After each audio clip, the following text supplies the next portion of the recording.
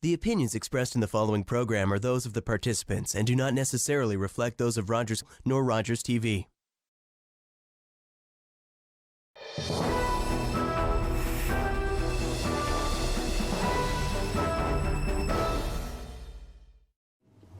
On behalf of the Oshawa media, the Rotary Club of Oshawa-Parkwood, and the Oshawa Golf and Curling Club, welcome to beautiful Oshawa Golf Club, the heart of the city, and welcome to Canada Votes 2019, the Oshawa Media Debate for the federal riding of Oshawa.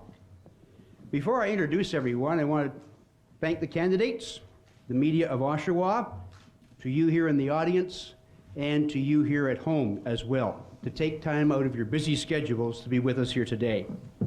Very special thank you to Rotarian Sandra McDowell of the Oshawa Express for organizing the debate tonight, and to Mike Rideout and Holly Stoven of the Oshawa Golf Club for your kind hospitality. Thank you to Rogers TV Durham, right here in Oshawa, for taping the debate for our viewers at home.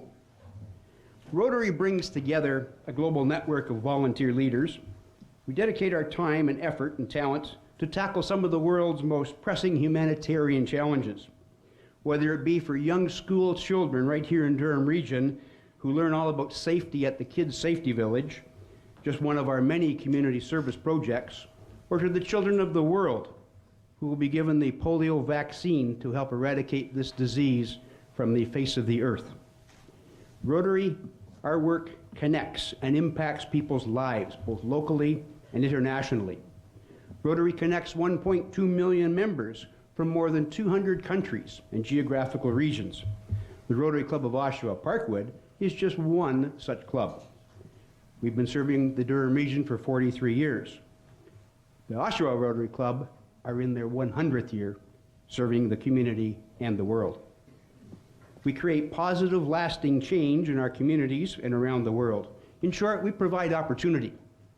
And tonight, as a service to the community of Oshawa, we're providing opportunity to the members of the Oshawa media who will be posing the questions, to the candidates who will be answering those questions and debating the issues of the day, and to you, the audience here at the golf club, and to you at home, to help you make an informed decision on October 21st.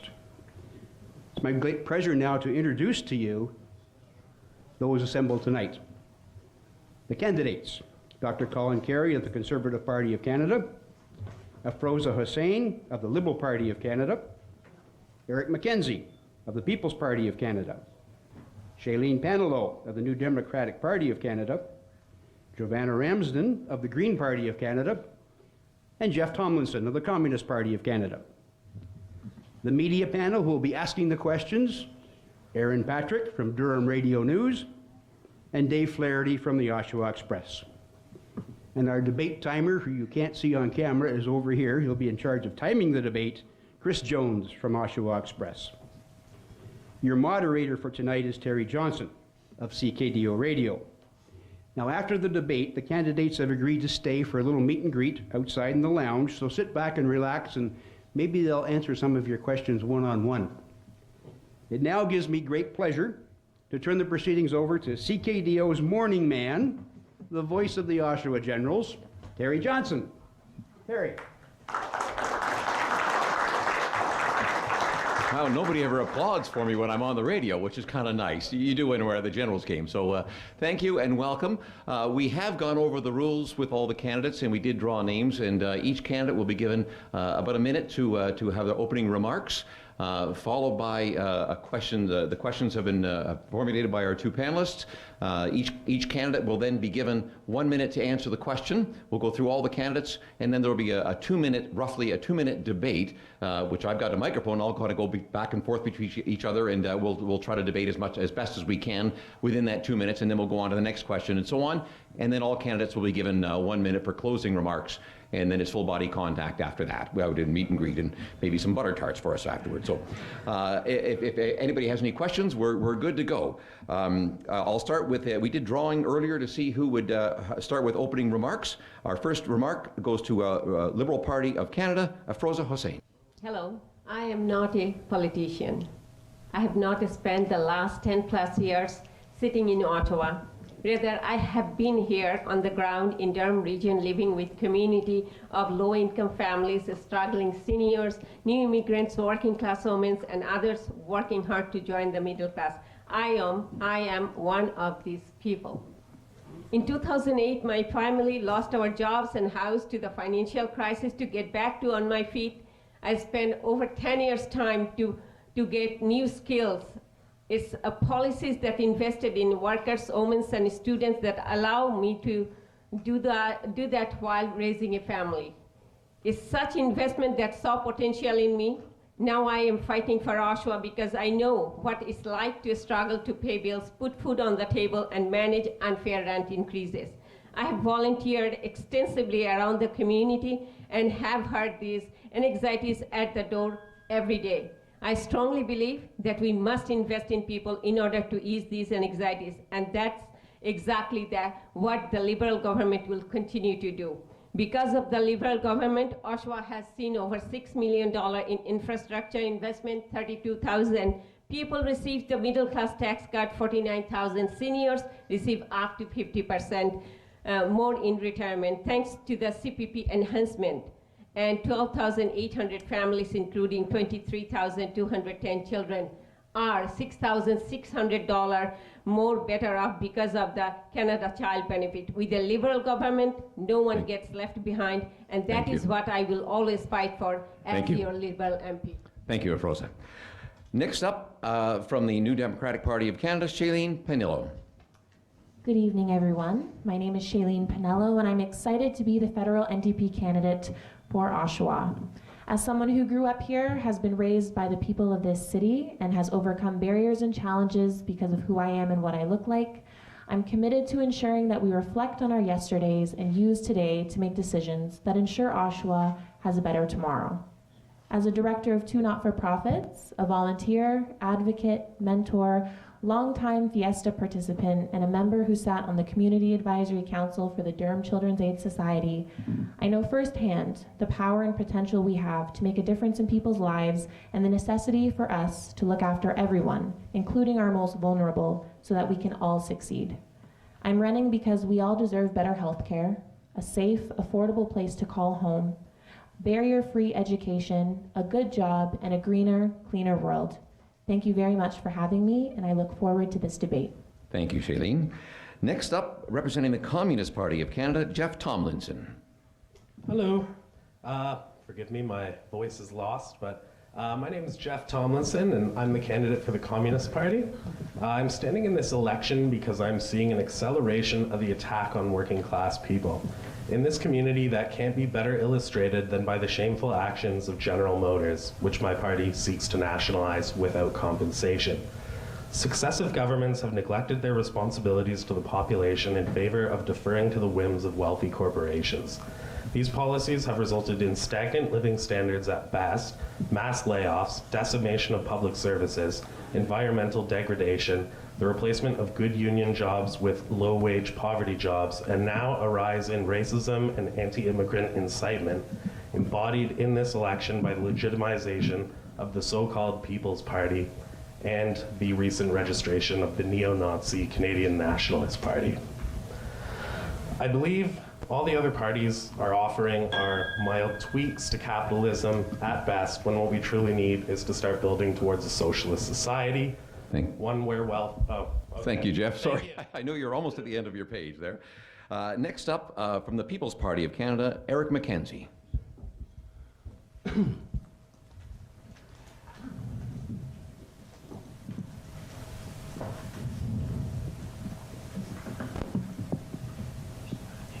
Good evening, everybody. Thank you for coming out. My name is Eric McKenzie, and I am born in Ajax, Pickering, and I have grown up in Oshawa for the last 19 years. I have been going blind for the most of my life with a degenerative hereditary disease called retinitis pigmentosa.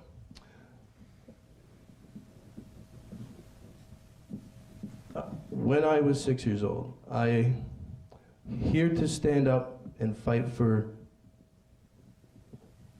I am here to stand up and fight for you in Parliament. At most, politicians listen to the politicians, but it's a figure of speech. But I have been listening my whole life, and I will listen to you. Regardless of what your views are, I will give a voice to people who can't speak up. I am the only sustainable alternative to the status quo. We can't keep doing the same thing over and over again, but I have been listening all my life, and I will listen to you. Expecting a different result, I'm sorry, this is a bit of a disconnect. But anyways, I am here to stand up for everyone who doesn't have a voice, for the 6.9 million Canadians who live with a disability. Thank you very much. Thank you, Eric. Next up, representing the Green Party of Canada, Giovanna Ramsden.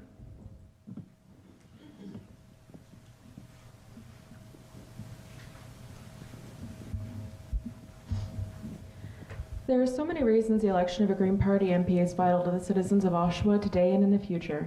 The Oshawa we find ourselves in due to current federal leadership is uncaring and apathetic, not so much an Oshawa that respects the lives of all citizens, but rather the citizens that can pay for a decent life. Growing up the oldest of four to a single mother in a low-income family, I've experienced how hard it can be to make ends meet in a precarious, expensive housing market in Oshawa, having had to move 10 times in 9 years. I've felt the heartbreak of a diabetic mother choosing between putting food on the table for her growing children or paying for her insulin. I'm here to represent the Green Party's vision for a just society that's compassionate and caring for all citizens, from enacting policies such as the guaranteed livable income to universal childcare to expanding our universal health care to include pharmacare, dental and mental health care, ensuring affordable housing and prioritizing environmentally friendly public and private transportation and infrastructure. A green government puts people first, with an eye in renewing the social contract and guaranteeing good governance. Thank you. Just to let everybody know, we changed it from a 2-minute opening to a 1-minute opening, and we didn't get the message to Giovanna fast enough, so I said, speak fast if you could, and she did. So thank you very much for speaking as quick as you could. And finally, from the Conservative Party of Canada, Dr. Colin Carey.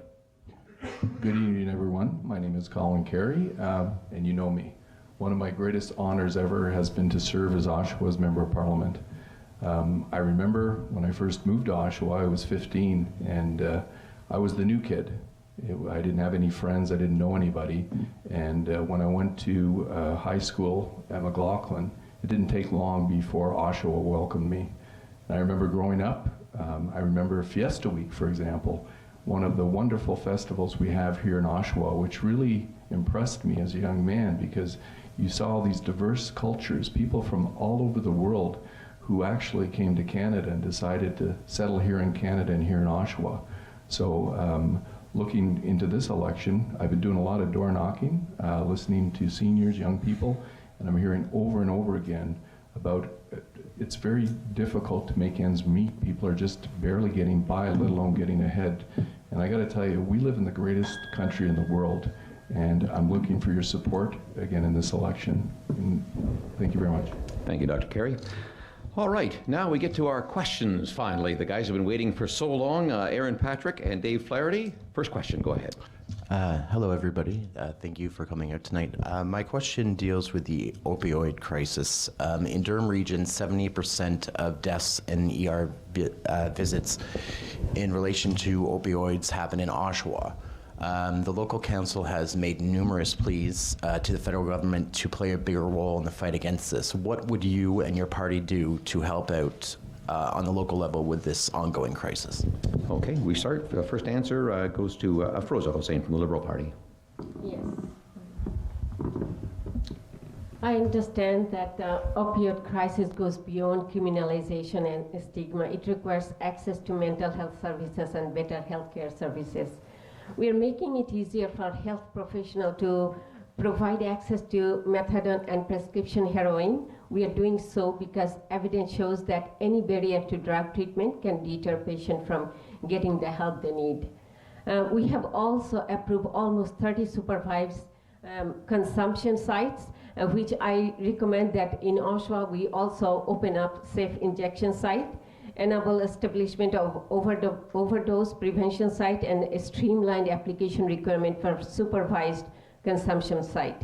signed ETF agreements with all PTs to enhance services and treatment options for opioid misuse, supported legislation to protect individuals who seek emergency assistance for overdose, investing $100 million over 5 years and $22.7 million ongoing to address drugs and opioids. Thank you. Next up, Shailene from the New Democratic Party. Thank you for the question. Having a campaign office right just north of Memorial Park, we see this crisis every day. It's very real. But the NDP's plan is a big picture plan. So we know we can't just fix it with affordable housing or ending the stigma around drug use, but we want to end the stigma and decriminalization. We want to introduce harm reduction sites so that people have a safe place to go where they don't fear arrest, where they can seek help and treatment. We want to make sure that mental health is free for people to get the counseling and the support that they need, as well as invest in affordable housing to take people off the streets, because we know there's a correlation between addiction and homelessness in Oshawa. Thank you. Thank you. Jeff Tomlinson from the Communist Party. My best friend died of a fentanyl overdose like a year ago. So I don't know. I haven't really met anybody who hasn't been touched by this yet. It's a massive crisis. I think the Communist Party's policy on this is to treat addiction as a medical problem and also to address the economic situation that is causing despair and addiction. As part of a comprehensive, fully funded healthcare system that is truly universal, we would implement overdose prevention sites in all communities where it's needed, fully funded. We would enable full treatment services available to everyone and easily accessible, and we would also implement safe supply programs which would help reduce the amount of fentanyl and its analogs on the streets. Thank you. Thank you. Next up, Eric from the People's Party. I too have had a friend who passed away last year from a fentanyl overdose, and another friend who did pass away, but they fortunately brought him back. It is a current crisis that we're all dealing with, whether each person in this room has had somebody that has had a crisis in this issue. You know somebody who has. We need to crack down more on the people who are illicitly selling their narcotics on the street. The safe injection sites is important. We need to have a safe place in an open community for everybody to come welcomed to be able to do their habits somewhere safely. With the tent cities being everywhere, a friend of mine was downtown and he specifically said there was the mess of what they use everywhere. It is not safe, it is dangerous, and we need to have more oversight to allow these narcotics to not be put onto the streets. Thank you. Thank you, Eric. Next up, Giovanna. Contrary to my PPC friend's response, the Green Party doesn't believe that cracking down will help reduce the amount of addiction that we see in our everyday lives. The Green Party believes that it is our responsibility to look at the causes, the root causes of what causes addiction. Homelessness, mental health issues that have gone untreated because they're not part of our universal health care. Criminal justice reform needs to be reformed. We need to be making a change. We're not serving people with addictions by leaving the status quo as it is. Thank you. And Colin.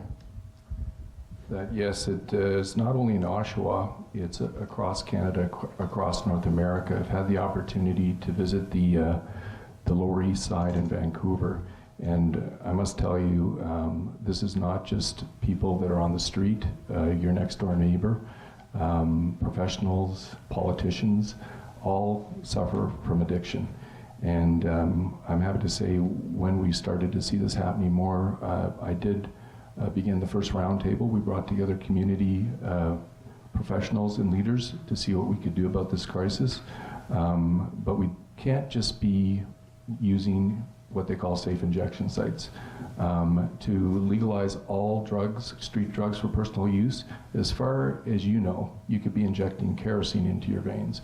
We have to focus on treatment, And that's where our party is different than the others. We really want to focus on a path to wellness, not just, inject, revive, and repeat.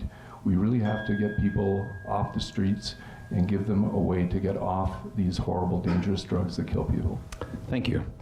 Now, this comes to the debate portion. Does anybody want to have a further comment on this or any other comments? Jeff, I could bring the microphone. We'd pass the microphone down to Jeff really quickly. We'll have to do some quick sharesies here.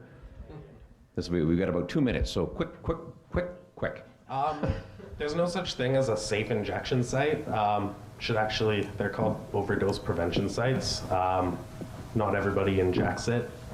So you can't really imply that it's safe anyway. That's all I have to Colin? say. Colin? Eric? Well, I do believe that legalizing the narcotics would lower the overdose rate. Like in Switzerland, when they legalized heroin, it lowered the criminal rate tremendously. And they were able to stop and prevent many more overdoses in their community. Thank you. Colin? Yes, I'll have to agree with Jeff on this one. There is no way to safely inject these street drugs. One of the things that I had the opportunity working in my role with Canada-U.S. relations was to talk to the governors in the U.S. to see what works. And one of the things we can really focus on is doctors, because Indigenous communities have told me the pusher in their community sometimes wears a white coat. So doctors have to be trained on how to prescribe these opioids, dangerous opioids, but also how to de-prescribe. And that's something that we need to focus on as a government, and we're committed to that. And Joanna? We'll make our way down to Shailene. I think one of the most important things is looking at people that have a problem with addiction and trying to figure out how we can help them. Decriminalizing hard drugs is one way that we can do that.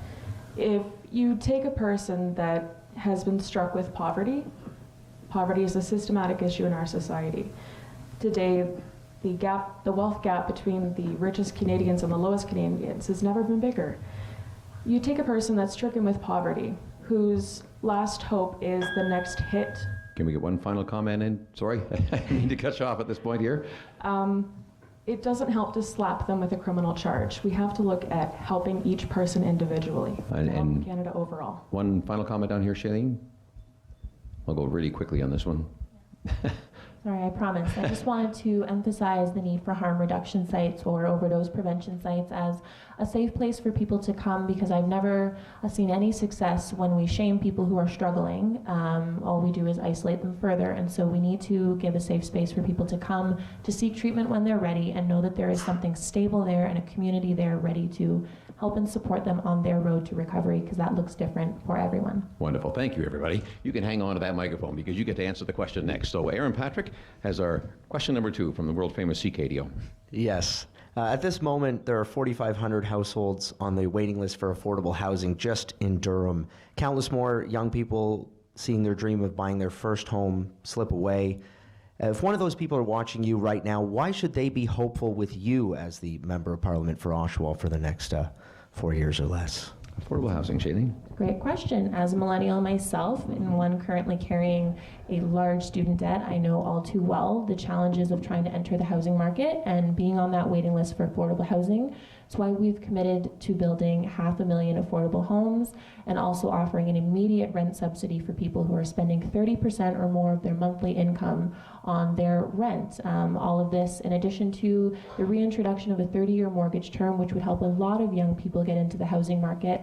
But back to our rent subsidy, it would really, really support people who are on fixed incomes, including seniors, in staying in their homes and making sure that housing is accessible to everyone, because I am a home believer. Thank you. Thank you, Jeff.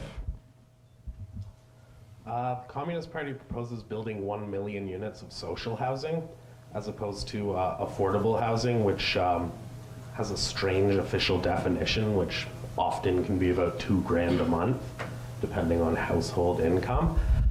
We would actually like to build publicly owned social housing where rent is geared to income so that nobody pays more than 20% of their income on rent.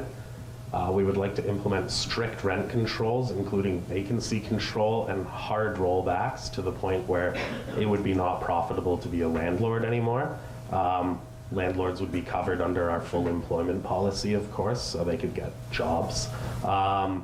We would also like to retrofit all existing housing because there's so many people that are in core housing need, which can be insufficient utilities, poor environmental grading, everything like that. So we would like to see existing housing fixed. Thank you, Jeff. And more built. Eric? Yes, I think it's important, very important for our first-time home buyers, and a lot of them are coming out of college and university. With a huge student debt, we need to look at the debt and either take the interest rates off of what they're having to pay, or even look at debt forgiveness or loan forgiveness for the first-time buyers that are coming from a college or student university. Because with that debt, our credit is most times too high to be able to get a first-time mortgage through the stress test. We need to look at lowering certain taxes for the lower class so they have more money to put into their, into the economy and to help pay off their debts to be able to get that first-time home. It's a struggle for all of us.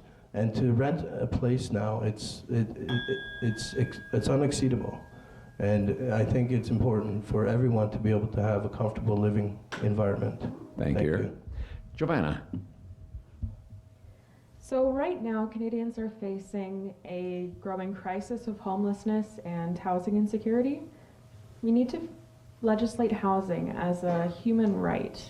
We also need to appoint a Minister of Housing to strengthen the national housing strategy so that it meets affordable housing that is unique to each province and oversee its implementation in collaboration with provincial ministers.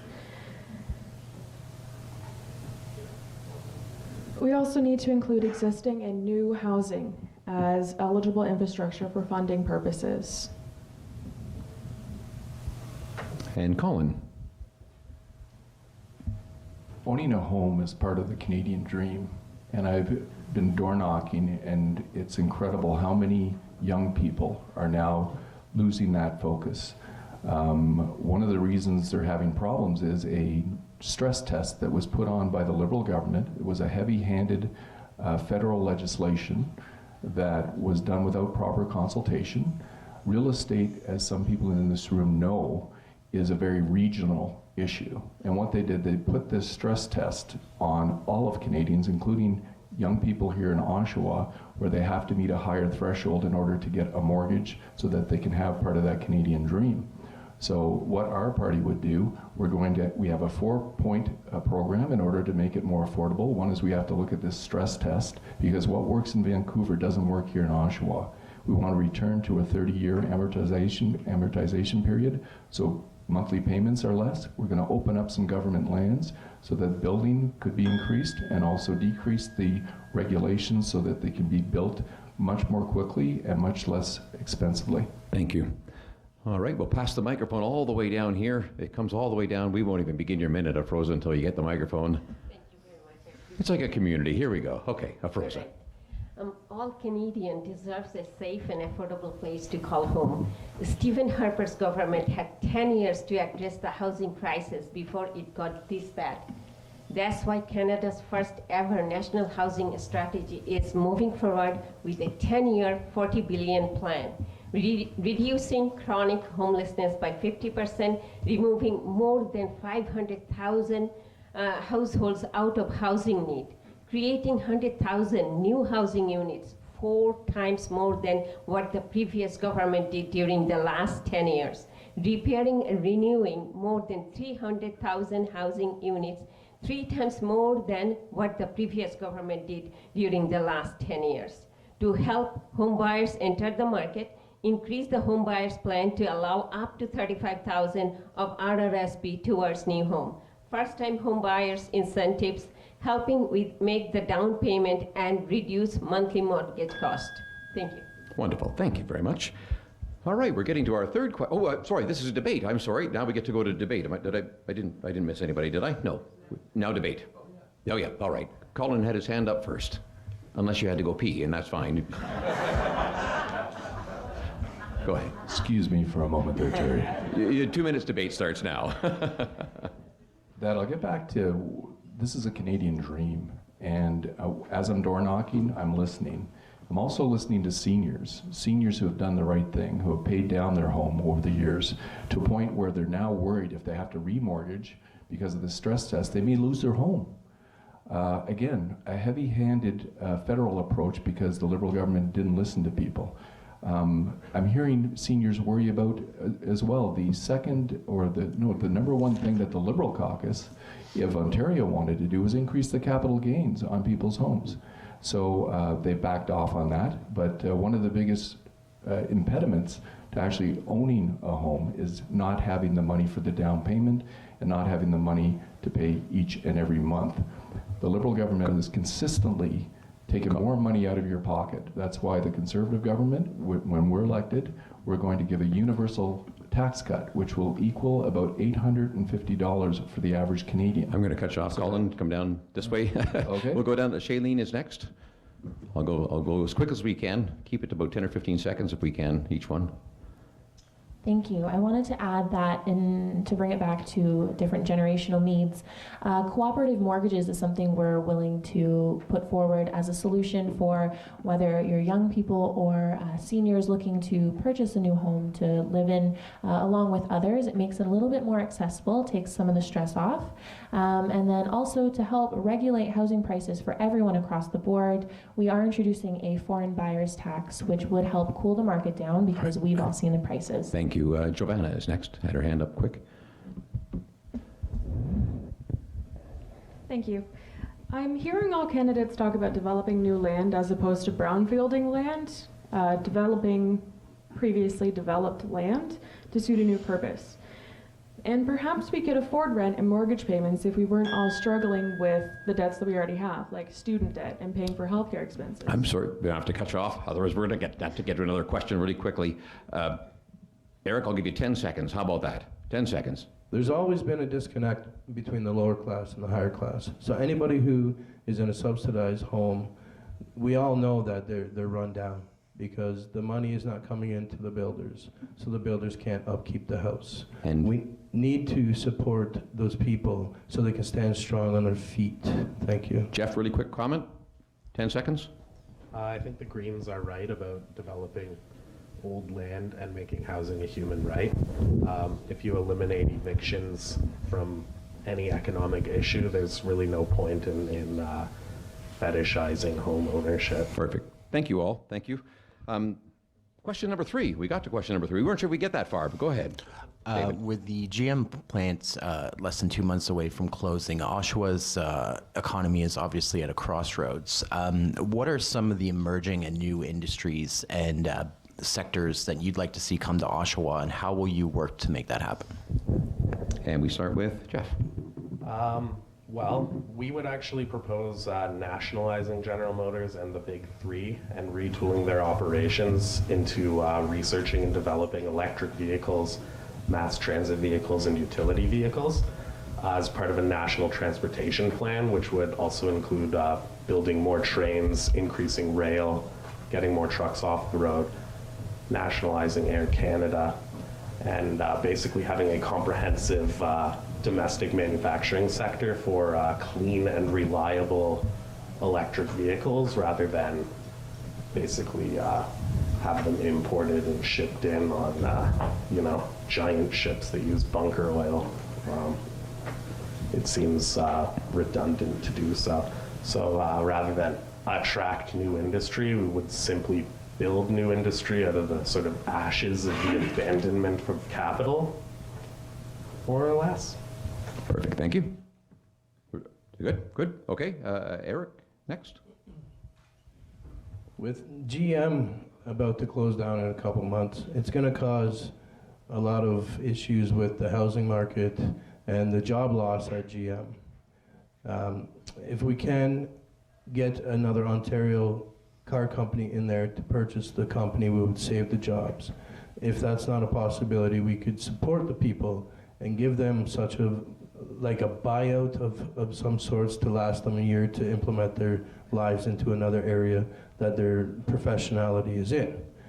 But I do agree with the fact that we should be overhauling GM if we can't get another car factory in there and producing electric vehicles, and especially with the expansion of Durham region growing to 1.2 million people in 2041.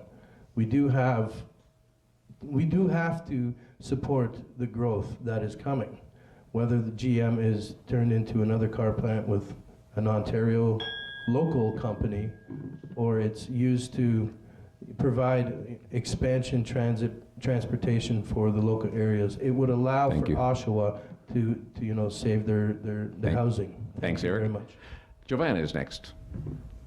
I know that your question is about what could happen next, but I don't want to forget about our GM workers.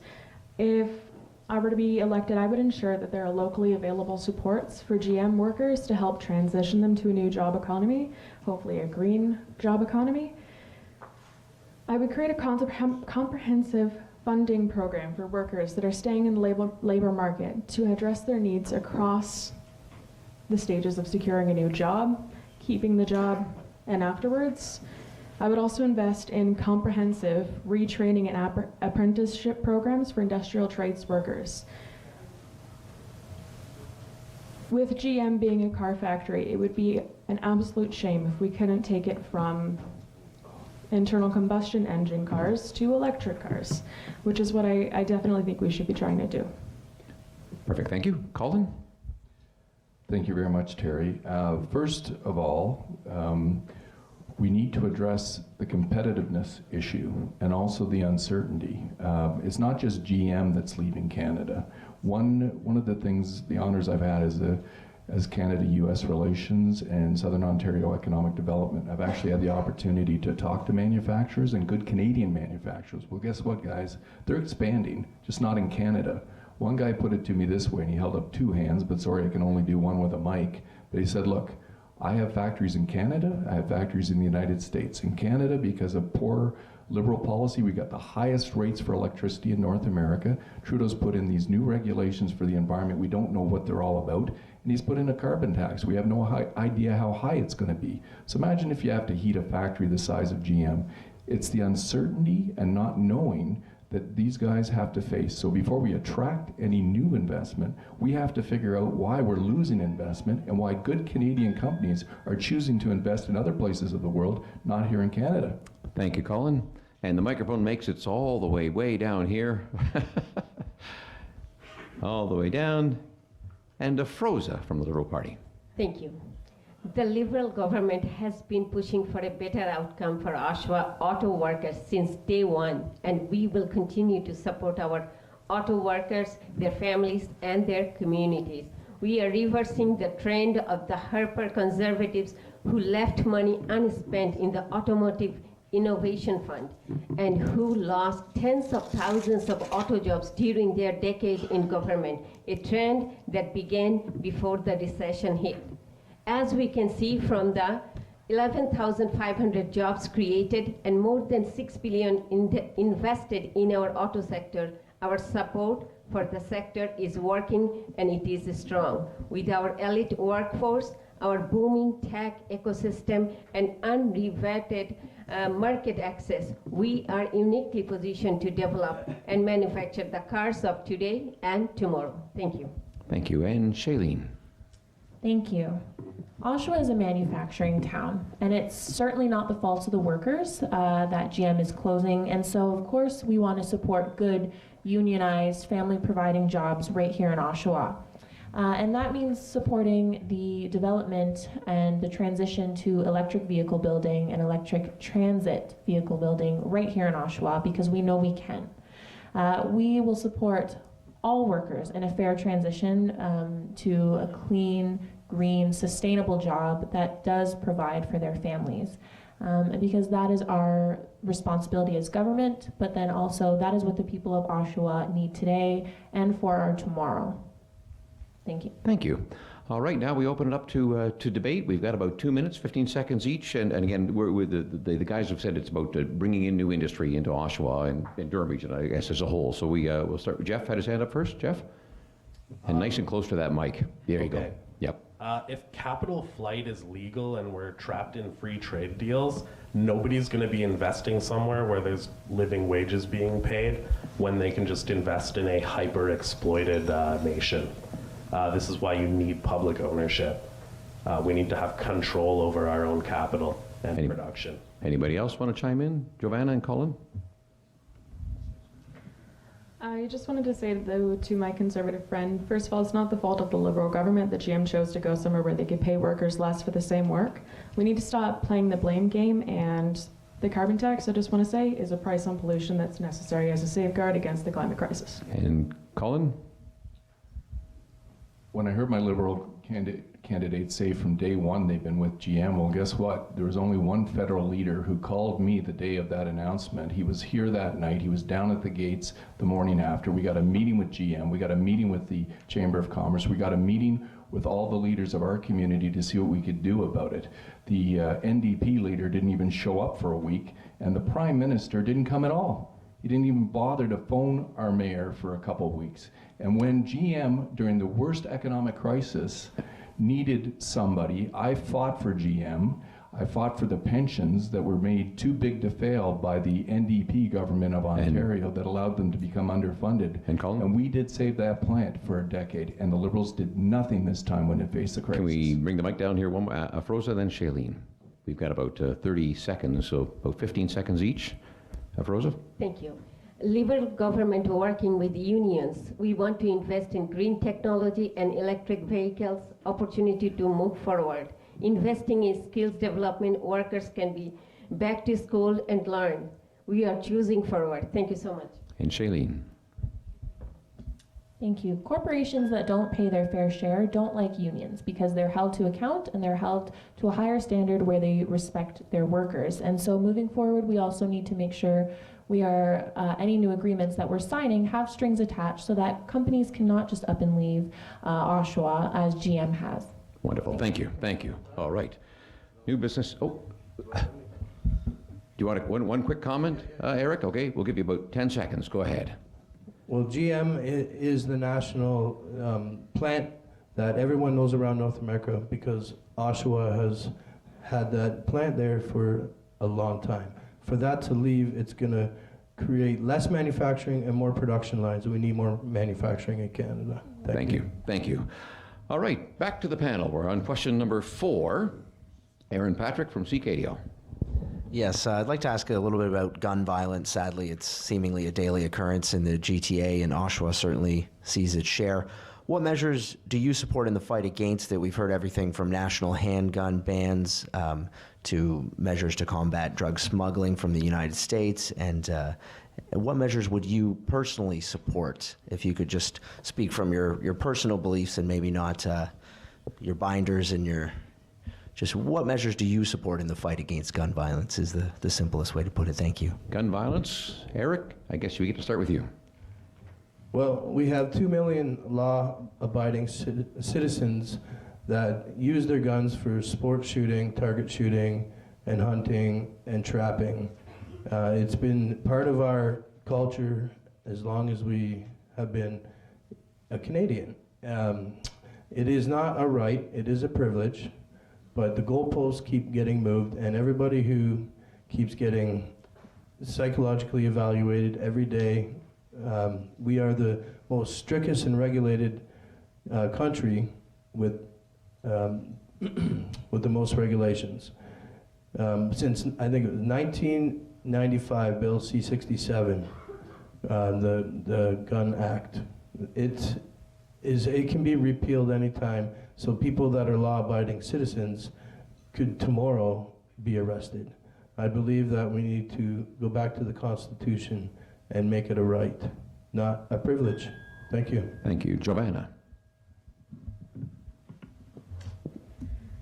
Gun ownership is not only not necessary, it's also not safe.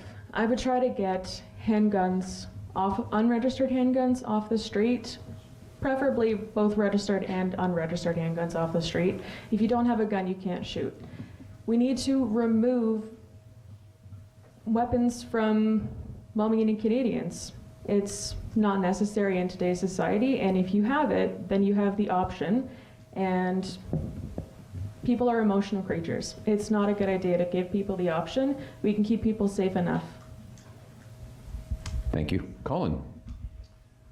The question is what we would do to curb gun violence. Well, we do have to get tough on the criminals, not law-abiding gun owners and farmers and shooters. Under the Harper government, gun violence went down. Why? Because we were getting tough on the criminal side of things. In other words, we had strict penalties. Since Mr. Trudeau's been in there, gun violence has gone up. The Liberals passed a bill, it's called Bill C-75, please look it up. They took many of these serious offenses that used to be indictable offenses, in other words, federal offenses, then they turned them, because they couldn't appoint any judges, they turned them into summary convictions, which is a provincial issue, 2 years less a day and sometimes just a fine. So they've made a lot of these violent criminal acts very low penalties. So what we're seeing is a rise in gun violence. We need to get tough on the criminals, not the law-abiding Canadians who enjoy hunting and fishing safely and have been part of Canadian culture since this country was born. Thank you. All the way down for Afroza.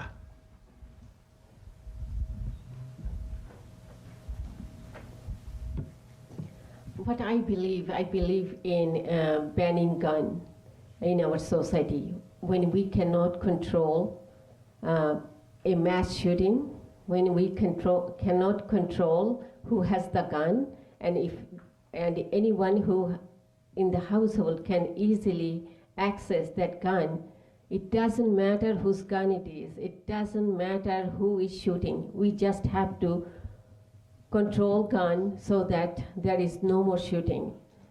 There is too many tragedy and we cannot take any chances. We have to stand together on this issue and control gun. Thank you. And Shailene? I think everyone here and watching would agree that what we don't want is we don't want guns in our communities. And I mean, I certainly don't. We don't want our children at risk. We don't want our families at risk. But I think we also, what wasn't touched on yet, is that we also need to look at gun violence and gang affiliations and the smuggling of guns as a direct link of a failure of providing social integration supports that intervene with youth becoming involved in these gangs and therefore becoming involved in these illicit activities that lead to the smuggling of guns and the violence that we're seeing in communities like Oshawa and like Toronto. And I think that we can do a much better job of keeping our streets safe, but then also investing more in the social programming that builds our community and keeps it safe in more than one way. It's a big picture issue. Thank you. Thank you. And Jeff? Disarm the police, and Shailene's right. Nice and close, Jeff. Oh yeah, okay, so Shailene's right in that organized crime and everything like that is generally a result of economic despair, lack of services, and poor conditions in life. So that actually has to be fixed before you eliminate things like gun violence. And you do have to disarm the police, because you can't have this like group of people walking around the streets with guns because the government says they can. That's just monopolized violence. Alrighty, we're done that part. We can go into the debate part. Does anybody else want to chime in? Hands up. Colin?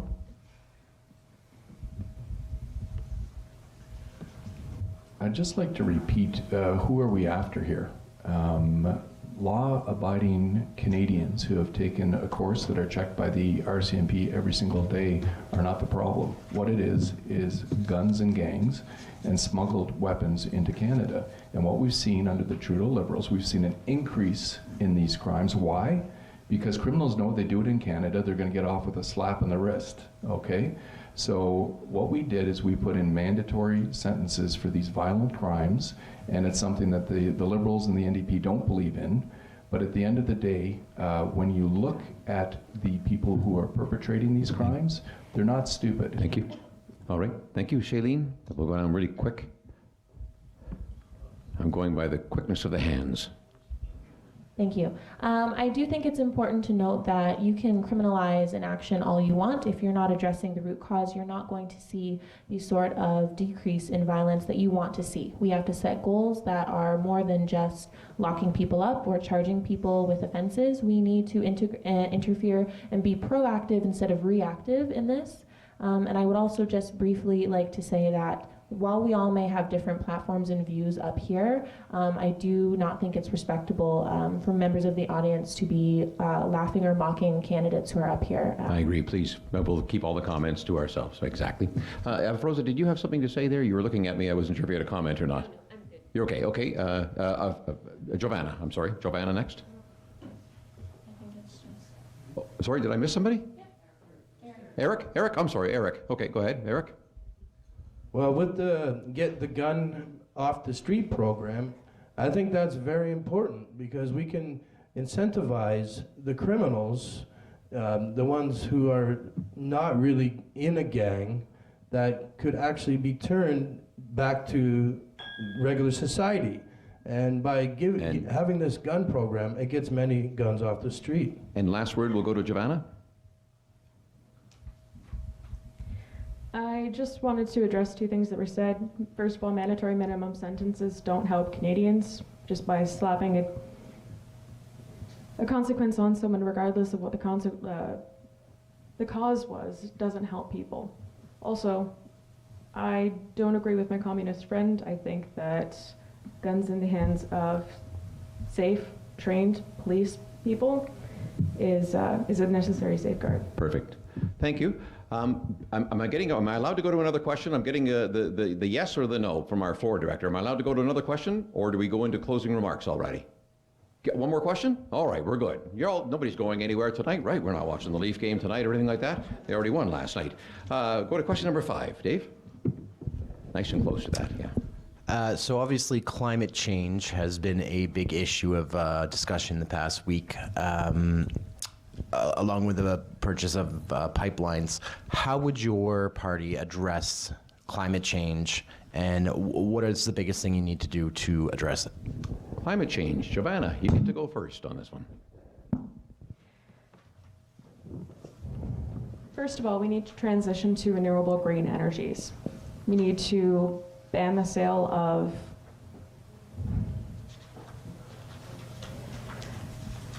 normal cars by 2030. We need to get to 60% GHG reduction below 2005 levels by 2030. This is a must-do. It's do or die. And I don't think the climate crisis is a partisan issue. I think it's a fact. The climate crisis is already affecting us. And if we don't do something to take evasive action, to try to make corrective measures, we are going to be facing the mass extinction of all civilization. Thank you. Colin. Is that okay? Yep. Colin? Thank you. The question was for climate change and pipelines. First of all, I'd like to say the Conservative Party does have a history.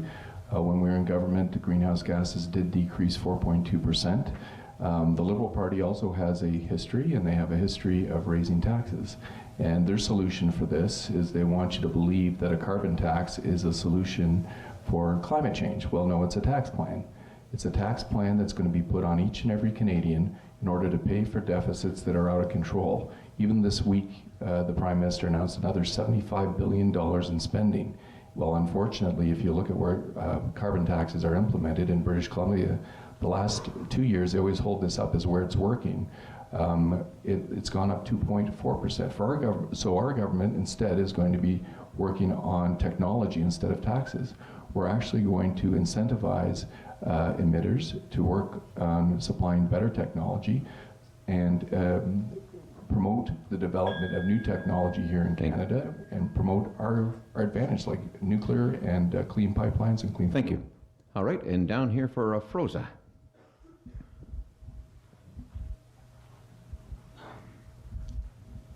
Thank you. Conservatives need to wake up and realize that climate action can't wait. Climate change is real. It is our world's biggest threat, and we can either surrender to it or prepare ourselves with the development of clean technology and green jobs. It is an opportunity to invest and grow our communities. It's no longer free to pollute in Canada. Price on pollution is the most cost-effective way to reduce emission, which is the best way to conquer climate change. 90% of the carbon tax goes back to Canadian, while 10% is invested in green energy and clean tech. Conservatives have been lying about this. Putting a price on pollution to fight climate change and put money back in the pockets of Canadian families. Launching the Oceans Protection Plan, which is the single largest investment in Canadian history to protect our oceans, which is $1.5 billion. Thank you. I didn't mean to cut you off there. Shailene next. Thank you. So we are committed to transitioning to clean energy, a just transition for workers so that they can access the training that they need, as mentioned before. We're also committed to retrofitting existing builds, but then also assuring that all new builds are net zero homes so that we do lower our carbon footprint. Also, the transition to zero emissions vehicles and zero emissions transit is going to be very, very important here for, especially in Oshawa and the Durham region.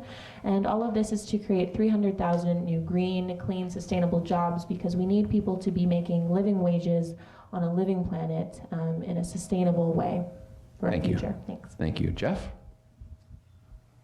So we would take over the oil sands and shut it down while guaranteeing all oil and gas workers jobs in the new renewable fields. We would also put a price on carbon, but that price would be criminal charges against any executives and corporations that are emitting pollution, as well as capital seizure. You can't control these with taxes because all they're gonna do is just offshore it to a jurisdiction where they can pollute. You have to control these things. So the only way that you can actually reduce carbon emissions is by placing them under democratic ownership, where production is going to be used for social benefit and not overproduction and not as cheap as possible. So that's our position. There would also be a publicly owned energy grid. Perfect. And thank you. And Eric? Well, we can all agree that the climate has been changing for 12,000 years. 12,000 years ago, Canada was under 2 miles of ice. And because of the last 12,000 years of climate change, we now can live on this beautiful land we call Canada. With the oil pipelines being underground, they are very important, because if we transfer our oil via train, etc., we could have a natural disaster and put more carbon into the air. But having it under the ground in the pipelines will save that disaster. The climate, we know right now, you know, it's always been driven by the sun. We do have an output of only 1.7% on the whole planet that Canada produces. It's a small drop in the bucket compared to what China and India produce. All right. Also, greenhouse gas is important. We have greened our planet from the carbon. Thank you. Quick rebuttal. Anybody want to chime in on a debate? Shailene and then Giovanna. Shailene, down this way to the left. Thank you. Just to build off of that, I think humanity's role in climate change is an undeniable fact. I think it's completely irresponsible for us to negate the science. And to this day, I have yet to hear a solid climate crisis acknowledgement or plan from the Conservative government. But I do believe, after watching hundreds of thousands of youth and young activists march for their future, that we can't just sit here and debate whether or not the science is real or the crisis is happening, because we know it is. Thank you. And Giovanna. And then Colin. A Nobel Prize winning economist showed that the price on carbon works to reduce greenhouse gas emissions. So it's kind of, do you trust the Nobel Prize winning economist, or do you trust the word of politicians? Also, we know for a fact that climate crisis is caused by humans, and we're not talking about natural climate change. We're talking about man-made climate change that has started since the Industrial Revolution. It's very easy to track the level of carbon that has risen since that time. It's without a doubt human. Thank you. Colin. It's amazing the misinformation that comes out of the NDP. I just wanted to let everybody watching, anybody who wants to take a look at it, the Conservative Party proposed the most comprehensive environmental plan ever put forward by a political party. It's 60 pages, 55 recommendations. Can't go over it all with you, but I'll be happy to make it available to candidates who say we have no plan. But I'm asking people who are watching here today, do not be fooled by the Liberals reaching into your pocket more with a tax plan.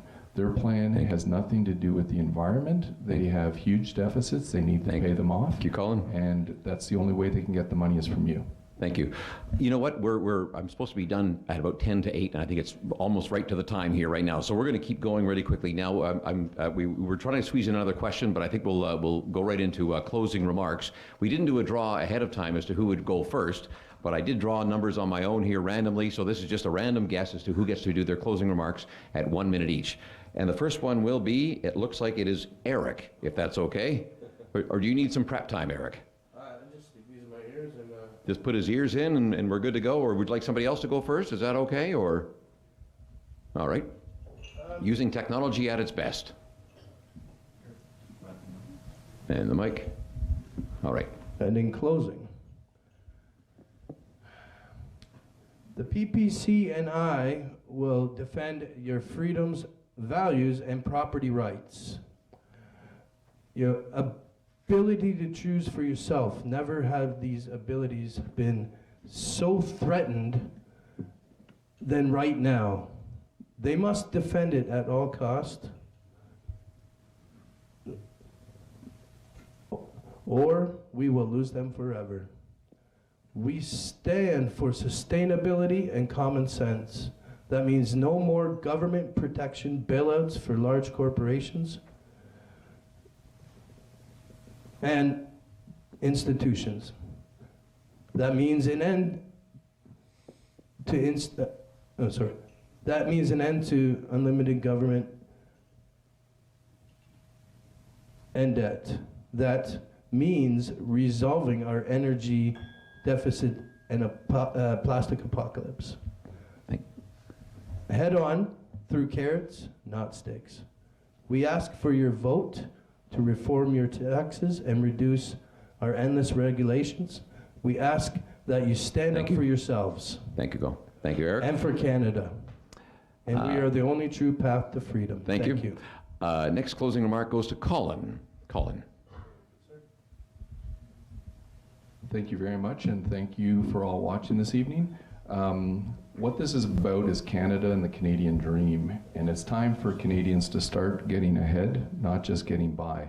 A recent Ipsos Reid study showed that 46% of Canadians are within $200 of insolvency. Now compared to when 4 years ago when Mr. Trudeau started things, 80% of the middle class Canadians are paying about $800 more in taxes. Mr. Trudeau tried to tax health and dental benefits, and we stopped him. He wanted to tax employee discounts. We stopped him. Remember, he's the one that called small businesses tax cheats, and he wanted to tax small business savings 73%. Well, this is not okay. You've heard the debate today. The Conservatives are offering more money in your pocket through the universal tax credit, with return of the kids' fitness tax credit and the arts tax credit, more for seniors with increasing the seniors deduction, and on October 21st, vote for experience, vote for Colin Carey. Thank you very much. Thank you, Colin. Chosen randomly, Jeff, you're next. Jeff? Jeff knows to get that microphone nice and close to the mouth this time, right? Super close. Gotcha. Okay. Thanks for listening to all of us here. So I know we've put forward a number of immediate proposals that we think are necessary just to basically save our society. The ultimate goal is to actually form a socialist society where all productive capacity and wealth is utilized in the interests of the public through democratic control and public ownership. I know most of the capitalist parties here kind of just have various tweaks to their different policies, and you know, some are major. We're the only party who's proposing a complete change in systems, and we're the only party who's putting people and nature before profit. So don't waste your vote on big business. Thank you. Thank you. Next up, Giovanna is next for closing remarks.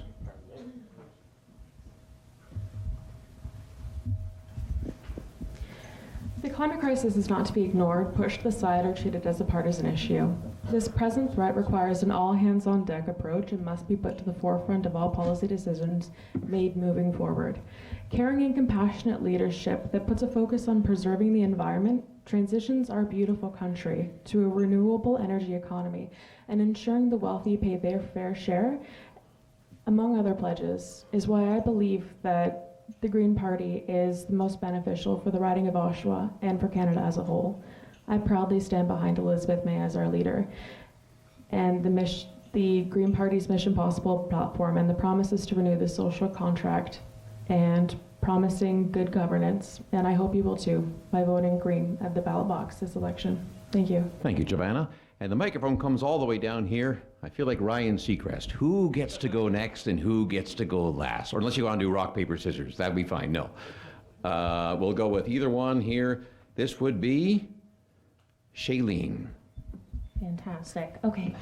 I first want to thank the organizers and everyone who made tonight's debate possible, and for everyone here and watching at home. As an adopted child in a family of 8, I know how crucial it is for us to all work together and how important it is for everyone to have a strong support system. But right now, people in our community are working harder than ever and still not getting ahead. Oshawa's past year has been a true test of our resilience, but now is the time for us to be intentional, interested in the well-being of others, and investing in our tomorrow. I'm here because I care, because we're all worth fighting for and deserve better, and I'm here to boost the voices of those often left behind and forgotten in our community. There are 2 choices in Oshawa, the same voice we've had for 15 years, or a strong local voice.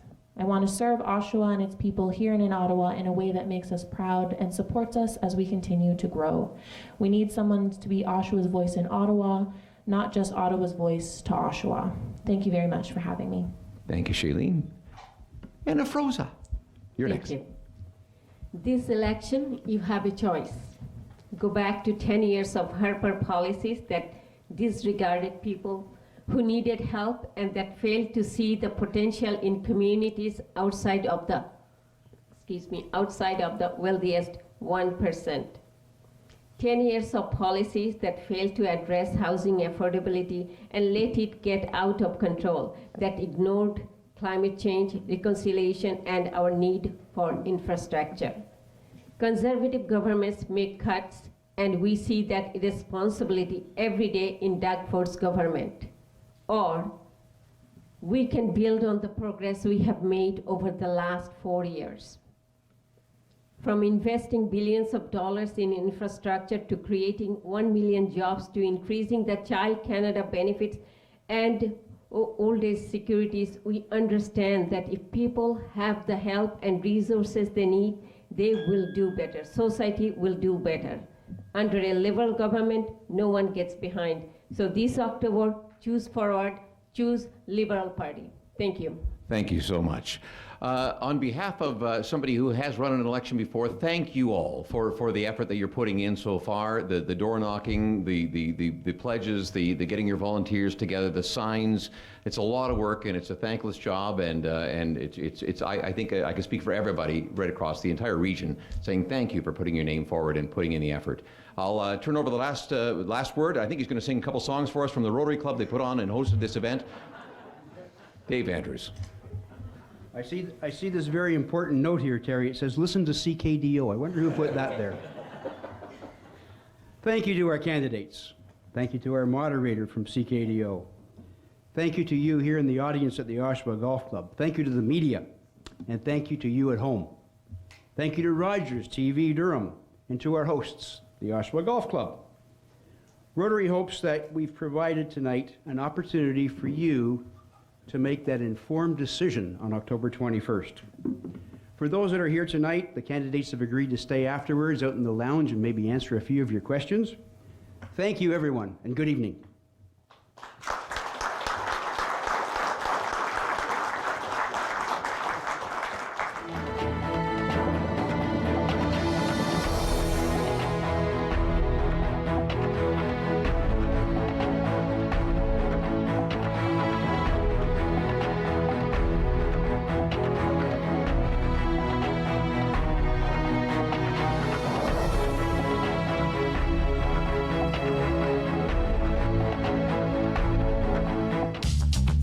This program is brought to you by Ignite TV. Now you're in command. Visit Rogers.com for more details.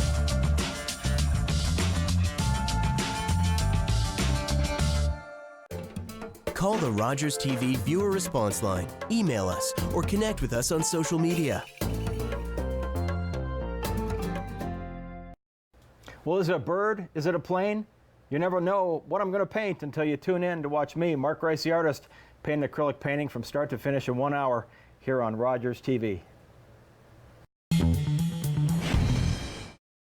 Hey, did you know? More than 4,500 Canadians are waiting for an organ transplant right now. Right now. 4,500. People are dying. And you could save a life. 90% of Canadians say they're willing to donate their organs. But only a few are registered. So what are you waiting for? Get registered. It's easy and it's free. Leave a legacy. Be a hero. Save a life. Find out how to register today. Go to kidney.ca. We got a mission.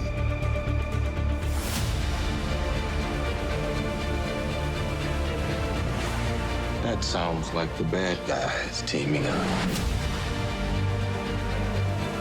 It's only just begun. Whoa.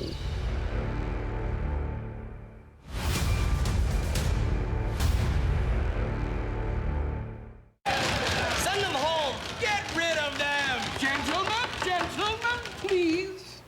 And so, this organ, which I regret I cannot name, because of the presence of these members of the weaker sex, who, although they are married, could not possibly endure... Get them out. Patience, Ginny. Patience. Get them out! Dr. McFarland! Mrs. Trout. There's no place for women in a medical school. Get them out! If you do not bring this classroom under control, I am going to repeat every word of this disgusting lecture to your charming wife. My friend Jenny Trout was not the only woman to face this kind of thing in medical school. But she would become the first woman licensed to practice medicine in Canada. And he can lift anything. Anything at all. He's that strong. Joe Schuster, will you stop or you'll miss your train? Now help me find number 5. Strong, but by day he's a mild-mannered reporter. Glasses, you know, a secret identity. Honestly, you Canadian kids. He'd be in this cape. A what? A cape. Wearing these blue tights. A hero in tights, really. Here it is. Listen, Lois, this guy is faster than anything, I swear. If you're not fast, you're gonna miss your train. That's it. A bullet. A bullet. He's faster. No, he's faster than a speeding bullet. Come on, get on it.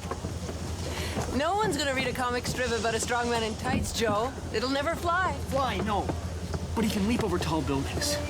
Oh, wow, yeah. See what your cousin Frank says in Toronto. Oh, wait, Lois. I've got something for you. Here, take it. It's a gift. You never know. It might be worth something someday. Is he great or what? Bye-bye, Lois.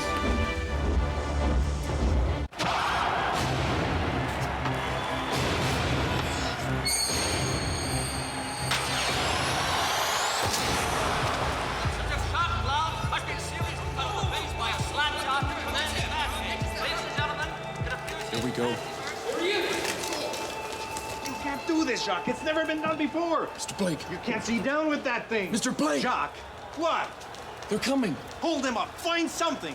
Jacques, I'm telling you for the last time. Are the Canadians finished? His plan coming back on the ice. Come on, give us something, will you? How many stitches? Gentlemen, please. Hey, Tony, you got something to say to the people anymore?